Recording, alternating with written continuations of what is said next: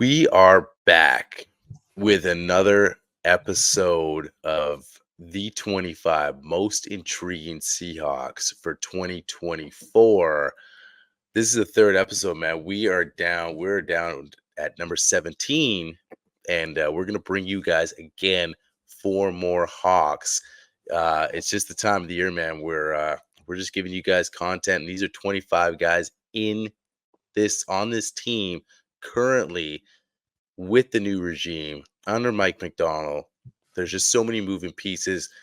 The last couple guys that we talked about in the last episode, guys like Charles Cross, like, does he take the next step? He has certain things to his disposal. Ryan Grubb, Scott Huff, a veteran beside him. So it's like just these pieces that, if you had that same regime, the same thing, you might not even have these guys in your 25 most intriguing because there's just certain things where you might be like, you know what, maybe it's just going to be the same broken record. So it's just really interesting, this list going into this season. But before we get into that, guys, like we said, we appreciate the support. So if you like what you have been watching and hearing, hit the subscribe button and the notification button and like button. Share the videos, man. It helps the channel. It continues to allow us to bring you this content. We love bringing you guys this content. And so if you're watching, you like it, you haven't subbed yet, just go down and do us a favor, hit that sub, and that just helps us out greatly, and we really appreciate it. So Bryce, you ready to kick off this next four? I'm ready to go, man. Let's hit it. Let's hit it. We're gonna hit it right after this. Well, I'm the best corner in the game. Look at this run. What a run. Marshawn Lynch, get off me. DK. Yes, sir. Hey, it's John Schneider with the Seattle Seahawks. And Washington's got a lead. Leon Wilson to catch. Jackson, Smith, and Jigba. The Seahawks are going to host the NFC Championship. Every year, the NFL does. Is it going to be another 9-8? We've got to finish some things. They have to fix the offensive Part of his line. success and part of Ambition of being the LOB Want to hear? That's trading DK Metcalf. Make him aggressive. This is the Hawks Zone Rundown with Ryan and Bryce. Guys, we're back. We are excited to kick off this next four most intriguing guys here on this roster. Olu Olalatimi, the center, the focal point, a lot of people are thinking for this offense. Ryan Grubb, new offensive coordinator coming from the college game. We know we have a lot of the same weapons on offense. We know you have DK, JSN, Tyler, the two bookends that we talked about in the last episode.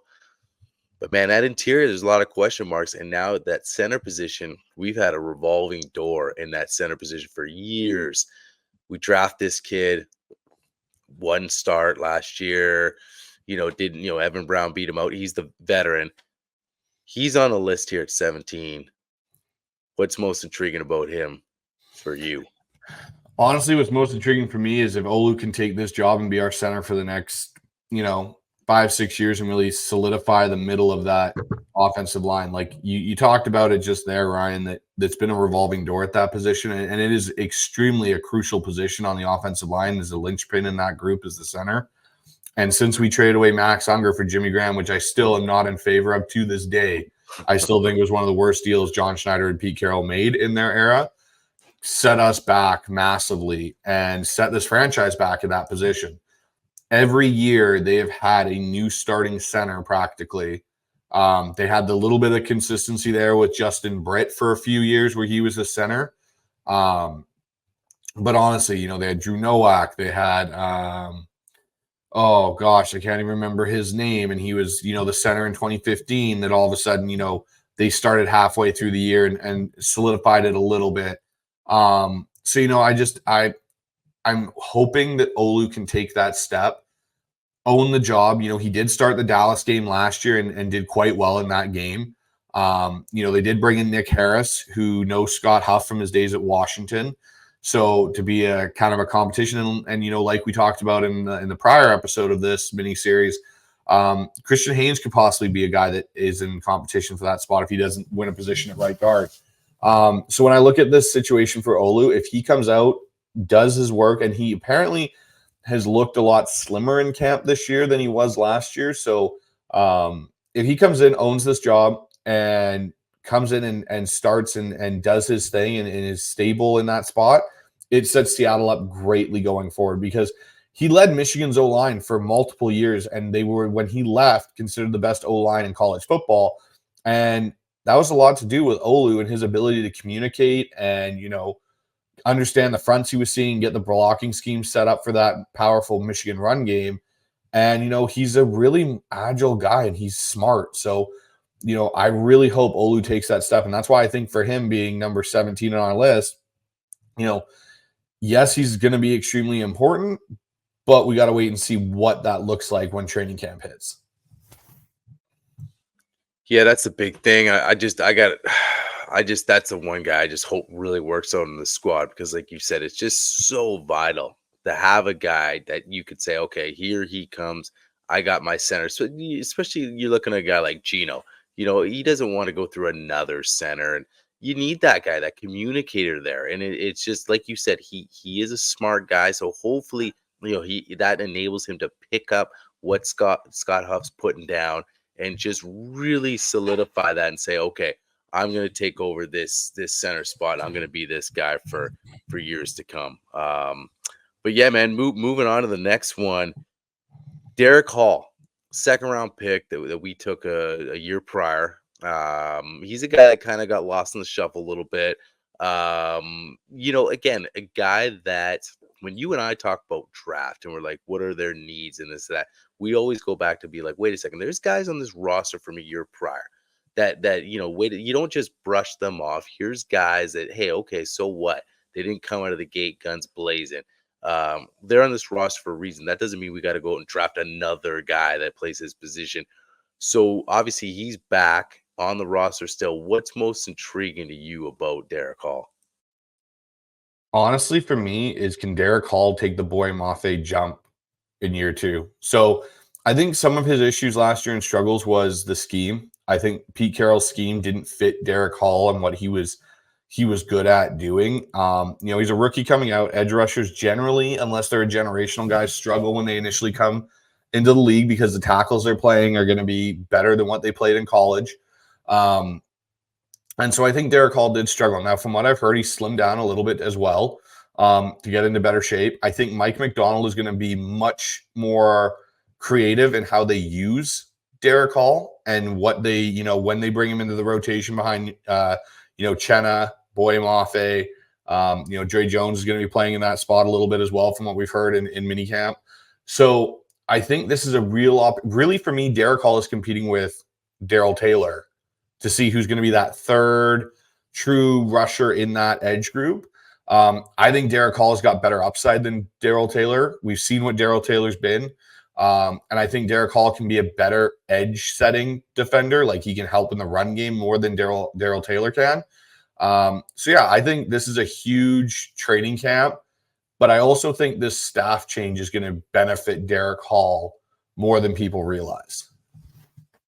Yeah, before you brought him up, Taylor was exactly who I was thinking about. And like you said, the upside, you know what you got from him, and you don't know really what you got. You don't really know where Derek Hall's ceiling is. So that's intriguing to me, and especially with this staff. And the thing is, if he can find a role to be that guy to come and, you're talking about depth as well. So, if this line just has a lot more depth and he can just contribute and take that next step, like Boy Mafe or whatever. I mean, it's just another piece that can contribute.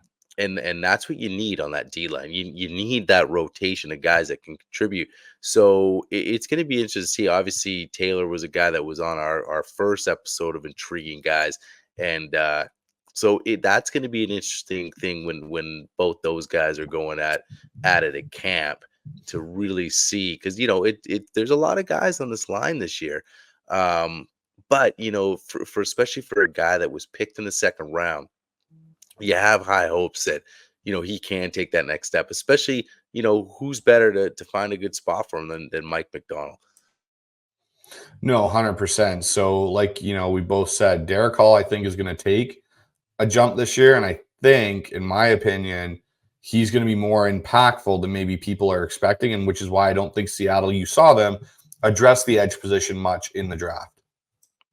Yeah, I agree with that 100%. So, moving on, we're talking corner back room. The next guy on the list. This guy I've liked since he first came in the league on the squad. I just like he's got that dog in him. He's aggressive. He just plays hard. Trey Brown is next up on the list. Obviously, we saw a lot of Trey last season, and we saw some nice plays. I mean, there were some mistakes, but a lot of guys were making mistakes last year. I just like his talent and his skill set. Just doesn't have that same talent as obviously Devin Witherspoon, but just plays like a dog out there. I like Trey a lot. You know, what intrigues you the most about Trey Brown there? Honestly, I think the thing that intrigues me the most about Trey Brown is I don't think we've seen the best of Trey Brown yet. And we've seen some really good ball out of him. But last year, you think about it, year two, he's coming off that injury he got as a rookie with his knee. Last year, he was fighting with Mike Jack for reps. I think towards the end of that year, he kind of stole the job from Mike Jack a little bit because of his coverage skills. He was one of the highest rated press corners in the NFL last year. So I think when they go to nickel and they bump Spoon in, I think right now it's Brown's job to lose. And honestly, here's the thing. This is also a contract year for Trey Brown. And I don't think a lot of people are paying attention to that. Trey Brown this year is in year 4. And so for him, this essentially is, make or break the bank. Kind of like when we had DJ Reed here a few years ago. I think Trey Brown's going to go out to prove people because he's going to want to put a nice big sum of money in his pocket in the offseason coming up in 2025. And I think it could be a situation where he could play himself out of Seattle's price range, which is why I think, again, we saw Seattle go get corners in this draft, is I think John Schneider and Mike McDonald were looking down the line going, hey, Trey Brown's starting to ascend. Are we going to be able to afford him in the offseason, or is he going to go play himself into a starter position somewhere else? I would hate for that because I love Trey Brown as well. And I remember when he got drafted, John Schneider said if he was a 6'1" or 2 corner, he was going in the first round. His ball skills, his ability to play the run and everything, and he's not afraid to come up and make tackles. I really think Trey Brown is going to actually push Reek Woolen for his starting spot opposite Spoon in base formations potentially because of how aggressive he plays, and he fits kind of what Mike McDonald likes to do. Yeah, I agree with that. I mean, especially, Reek, we all agreed if he played like the way he was showing last year, he's not playing for Mike McDonald. So either Reek says, okay, wait a second, time to put the hard hat on and grab my lunch pail and get to work and just put my head in there and start playing football. Or else, yeah, you might lose your job.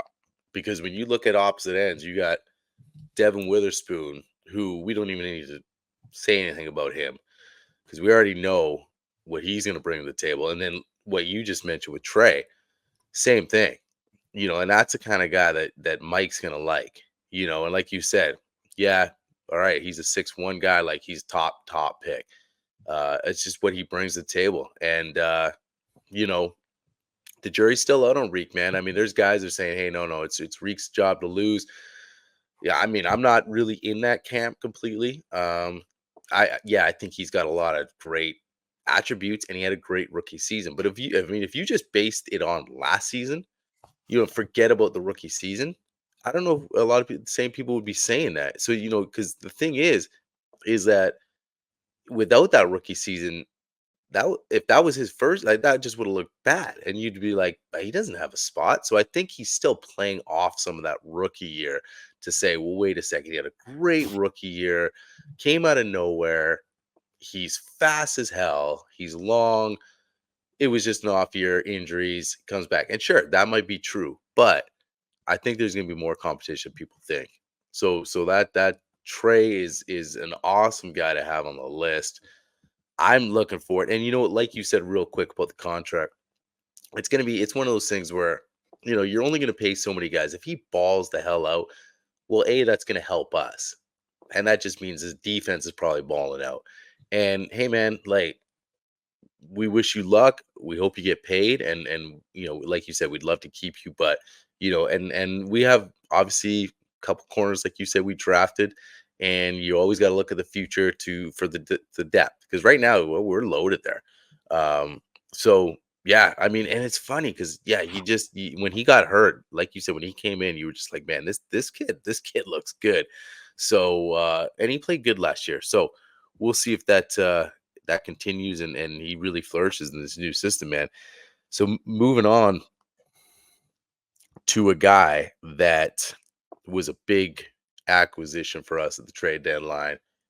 Obviously, big contract this year, number one priority. We gave up a second round pick, and it was during a time when maybe we misjudged, or management misjudged, where this team was going last year, because we made a pretty big splash. Be like, hey, we just need this guy now. Obviously, a few other things happened to us. We got injured and stuff like that. But it obviously was interesting timing. But we lock him up, and we're talking about Leonard Williams on the list.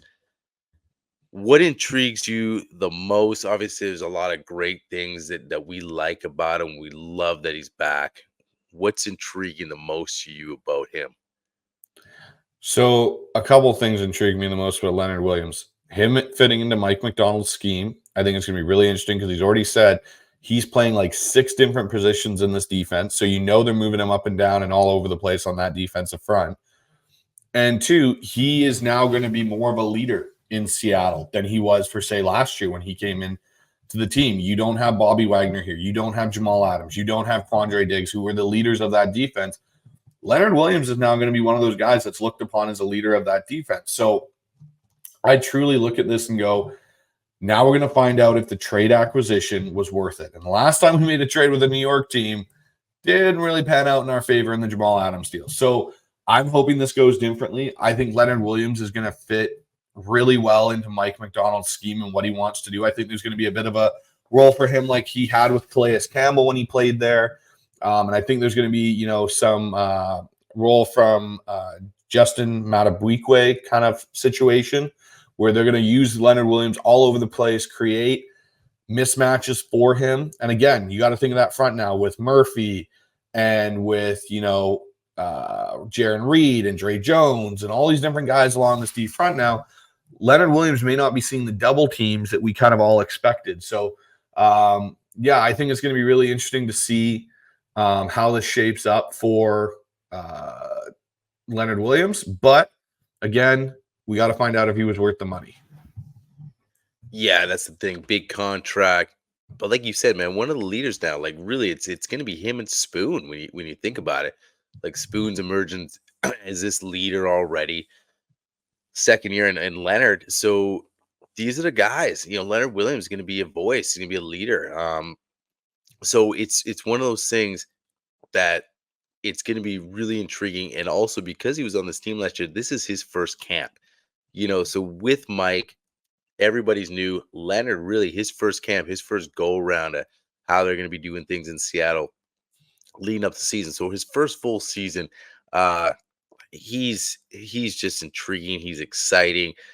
I like you. I'm excited about this whole D line, and just it feels like we haven't had.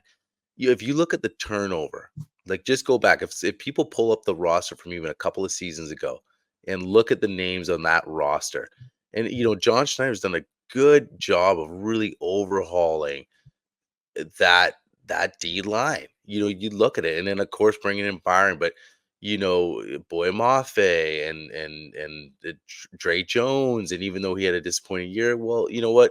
There were a lot of guys, but now you got Mike. We're excited to see what Dre. So you have a lot of talent.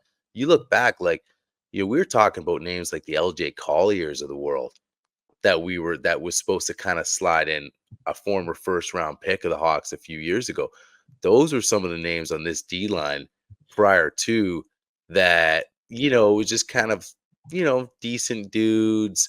But now you look at this line and you really start getting excited about what could potentially be here.